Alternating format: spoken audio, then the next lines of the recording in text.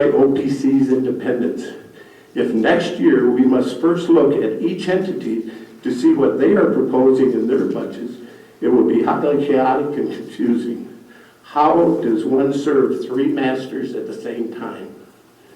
I submit that the OPC's 2012 budget was approved by the governing board with representation from all three municipalities by a 5-2 vote. Thus, the city of Rochester should not be allowed a second bite at the apple. By denying their request, you will be reinforcing OPC's 27 years of independence. Thank you for affording me this time and hopefully your concurrence. Thank you very much. Thank you, Jack. Is there anyone else that would like to speak to the item on the floor at the moment?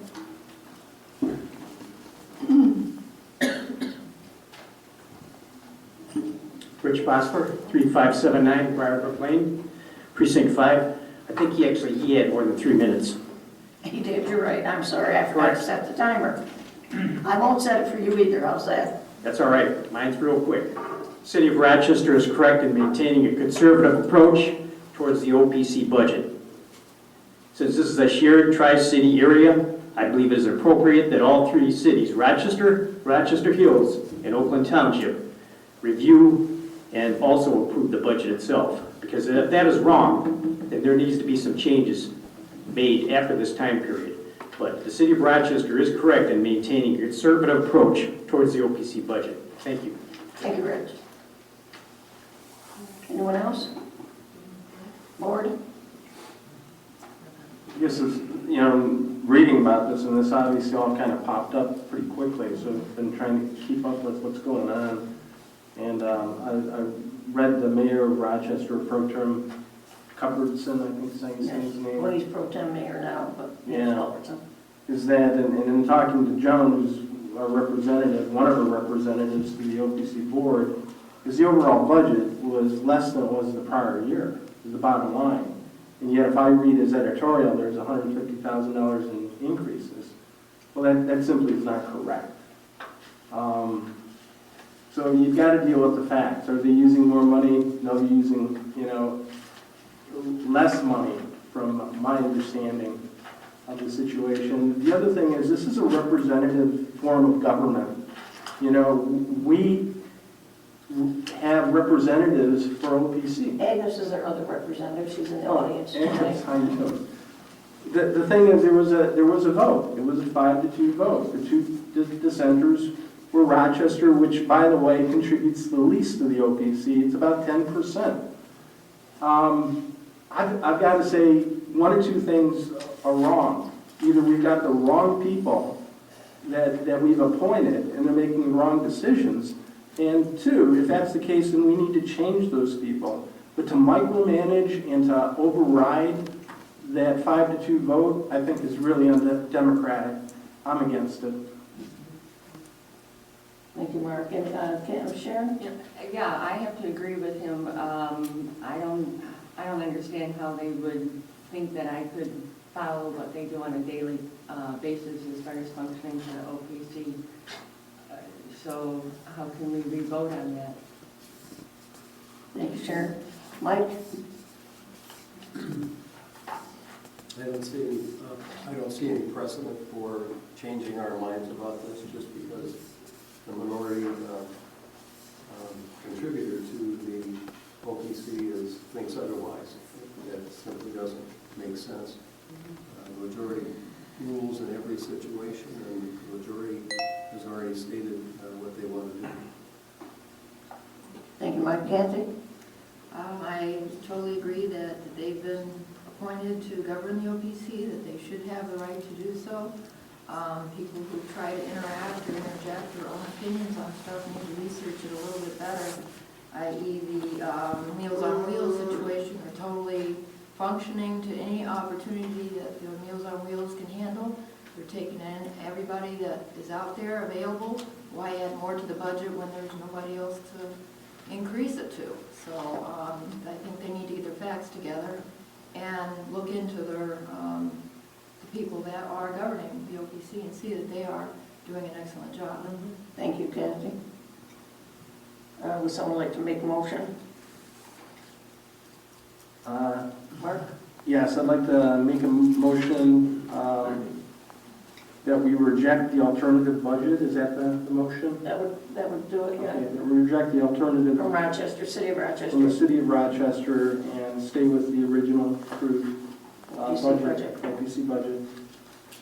Do we have support? Sharon? Support. Any more discussion? All those in favor? Aye. Aye. All those opposed? Motion carried. Thank you. Moving right along, 4014 Orion Road, board will consider waiver of the public hearing to allow the Historic District Study Committee to proceed with investigation and process for considering property for inclusion as a historic district under Township Ordinance 37A. Nancy Mickish, who lives in the house, has asked that her home be declared a historic district. And usually what happens is they have to come to the board and have a public hearing in order to put it on the study group, to give it to the study group. But because Nancy has asked for it, we've kind of waived that step. And we're just asking the board now to agree that it's all right for Nancy to go ahead and have her home declared a historic district and turn it over to the study committee to research it. Any discussion? I think that's a great idea because the Historic District Study Committee, that is their job to do. Okay. Why not just let them do it? Would you like to make a motion that we just allow them to go ahead with the study, Mike? So Okay, do we have a second? Second. Kathy? Any more discussion? All those in favor say aye. Aye. Motion carried. Township Solid Waste Recycling Program, or consider contract for services. Kathy? Okey-doke, I've been working almost a year on this, and through all considerations, research, and figuring cost for what the township has paid and not researched or not done anything looking into the waste and recycling process. We've come to the conclusion that, number one, the contracts were just signed each year, no really looking at the costs and so on, which included the township offices, the cider mill, and the fire station. Looking at the dump permit, we found in the last couple of months, this was not being used as it was originally structured to be, which was back in the 1980s. The dump card was issued because we did not have trash haulers in the township, and this allowed the people to help dispose of their rubbish on a little bit more easier task of just taking it to Eagle Valley and having the township help pay for it. Found out this has been quite abused. After we worked with Waste Management on this, it's not just household rubbish, it's construction rubbish, it's a lot of other things, and we're paying half of it, and of course they're getting by with the other half. The recycle bin and the cardboard bin, this has been in the process for, especially the recycle bin, for quite a few years. I dated it even probably about 2002. Oh, gosh, yeah. Well, not before that, I don't think, Okay. but the cardboard, no. And the cardboard that came in on 2009, the last half of 2009 into it. The costs have just escalated with each year. After reviewing the licensed trash haulers within the township, it was really infuriating, let's put it that way, when I found out you're paying for it. You're paying for the recycling when you have your trash picked up if you are a part of the 4 major trash haulers in the township.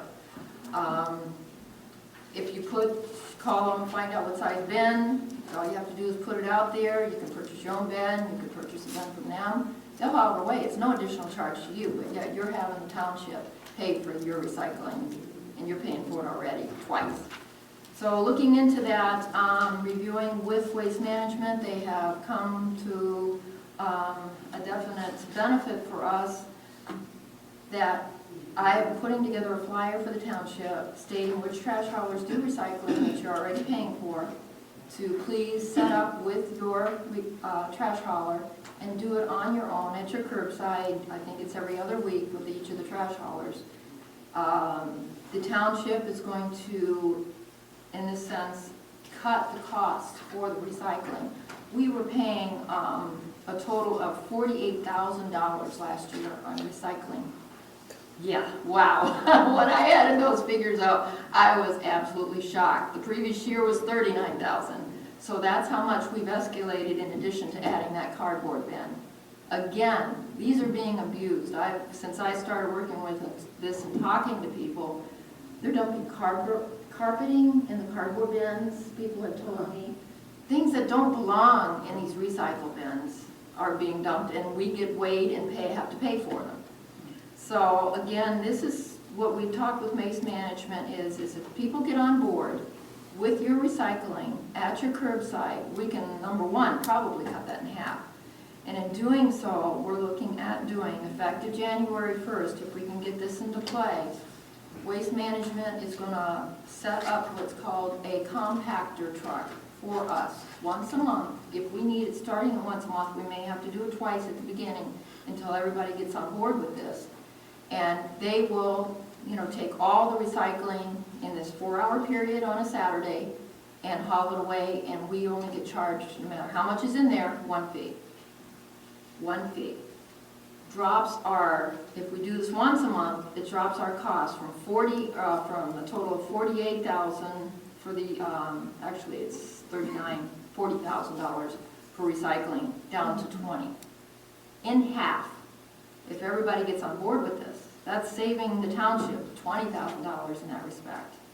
And eliminating the dump card, which Waste Management has offered, since they're only going to do the recycling once a month.